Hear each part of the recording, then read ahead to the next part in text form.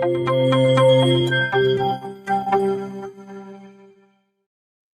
दोस्तों, मैं हूं डॉक्टर प्रियंका और आप देख रहे हैं डेंटल सॉल्यूशंस। लास्ट वीडियो में हमने बात करी कि डेंटल इम्प्लांट का स्ट्रक्चर क्या होता है और डेंटल इम्प्लांट्स को लगाने के क्या-क्या फायदे होते हैं।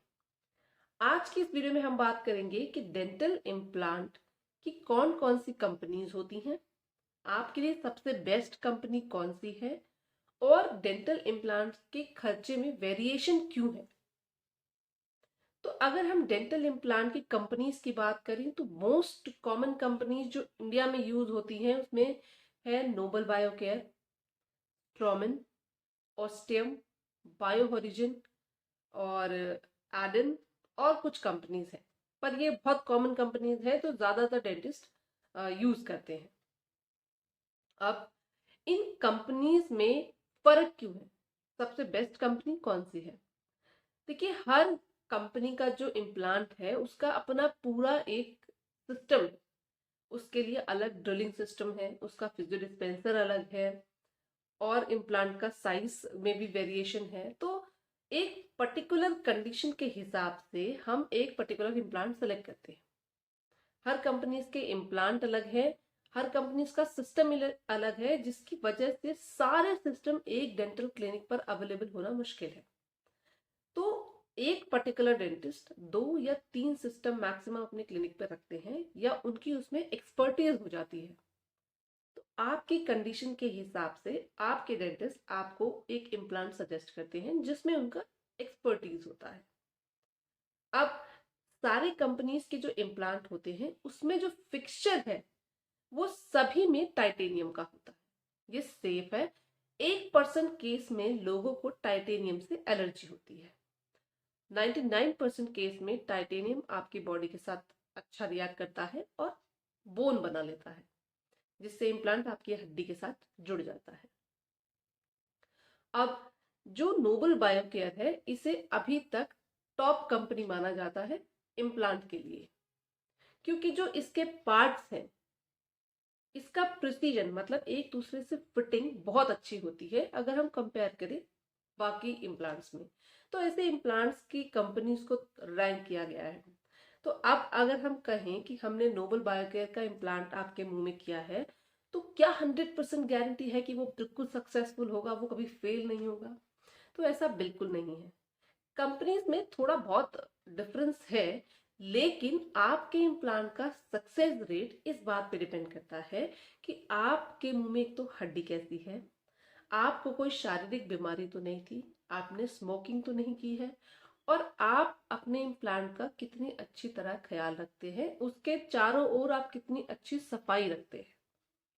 बहुत सारे केसेस में इम्प्लांट फेल होने का कारण होता है इम्प्लांट के करने के बाद उसके चारों तरफ का जमा हुआ खाना, जिसकी वजह से मसूड़ा कमजोर हो जाता है और इम्प्लांट के चारों तरफ की हड्डी बैठ जाती है।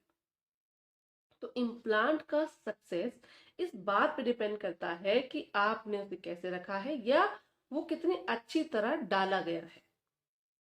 1% केसेस में कंपनी से फर्क आता है, बट 99% केसेस में अदर फैक्टर्स हैं जो ये डिसाइड करते हैं कि इम्प्लांट कैसा होगा, इम्प्लांट सक्सेसफुल होगा या इम्प्लांट फेलियर होगा। तो अगर हम बेस्ट कंपनी की बात करें तो 1% आप कह सकते हो कि नोबल बायोकेयर टॉप कंपनीज है और बाकी सारी उससे थोड़ी कम है। बट ऐसा बिल्कुल नहीं है कि नोबल बायोकेयर का इम्प्लांट डाल दिया 100% सक्सेस होगा और एडन का इम्प्लांट डाला है तो 100% फेलियर होगा। टोटली ये आपके कंडीशन के ऊपर डिपेंड करता है। इनके जो खर्चे हैं उसमें भी फर्क इसीलिए है क्योंकि नोबल बायोकेयर के जो पार्ट्स होते हैं वो थोड़े ज्यादा कॉस्टली हैं और उनका प्रिसीजन थोड़ा ज्यादा अच्छा है, इसलिए इनके जो कॉस्ट है इनमें इतना फर्क है। अब दूसरी बात करें कि इम्प्लांट कितने समय तक चलेगा, जैसे कि मैंने बताया कि इम्प्लांट का सक्सेस रेट जो है वो इसी बात पर डिपेंड करता है कि आपने उसे कितनी अच्छी तरह रखा है या आपको कोई और शारीरिक बीमारी तो नहीं हो गई है। अगर आपने इम्प्लांट की सफाई अच्छी रखी है तो उसका रेट है सक्सेस होने का वो बढ़ जाता है ऑटोमेटिकली। तो ये एक बहुत बड़ा क्वेश्चन है कि हम कौन सी कंपनी का इम्प्लांट कराएं। देखिए, इम्प्लांट किसी भी आप कंपनी का कराइए, बाकी सारे फैक्टर्स अगर ठीक है तो इम्प्लांट अच्छा चलेगा। बाकी ये आपकी एक पर्टिकुलर चॉइस हो सकती है कि आपको इस पर्टिकुलर ब्रांड का या इस पर्टिकुलर कंपनी का इम्प्लांट कराना है, तो ये आपको अपने डेंटिस्ट को बताना होगा।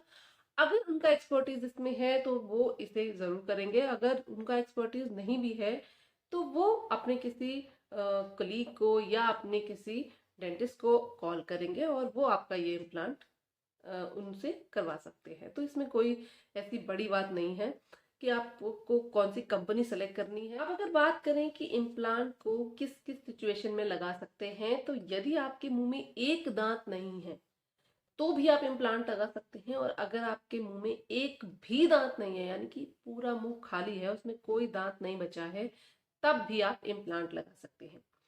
इम्प्लांट कितने लगेंगे ये इस बात पर डिपेंड करता है कि आपके मुंह में कितनी हड्डी है और आप कितना खर्चा कर सकते हैं।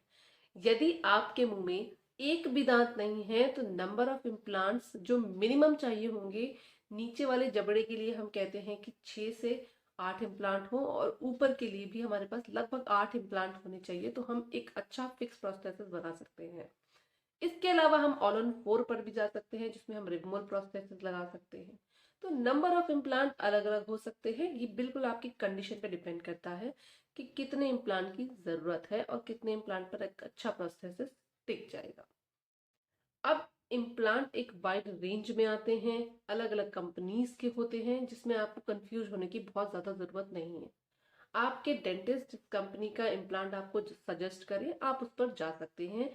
ये सोचने की जरूरत कि भाई ये कंपनी आपके लिए बेस्ट है या ये कंपनी बेस्ट है, इससे बहुत ज्यादा फर्क नहीं पड़ेगा। यदि आपके डेंटिस्ट उस पर्टिकुलर इम्प्लांट की कंपनी के एक्सपर्ट है तो आपका इम्प्लांट बहुत अच्छा चलेगा। और बाकी अगर सारे फैक्टर्स, जैसे आपको कोई सिस्टमिक डिसीज नहीं है या आप मेंटेन बहुत अच्छा करके रखते हैं, तो डेफिनेटली जो आपका इम्प्लांट है वो एक लंबे समय तक चलेगा और आपको परेशानियां कम होंगी। तो यदि आपको ये वीडियो पसंद आई हो तो please do like, share and subscribe. मिलते हैं अगले वीडियो में, तब तक के लिए नमस्कार।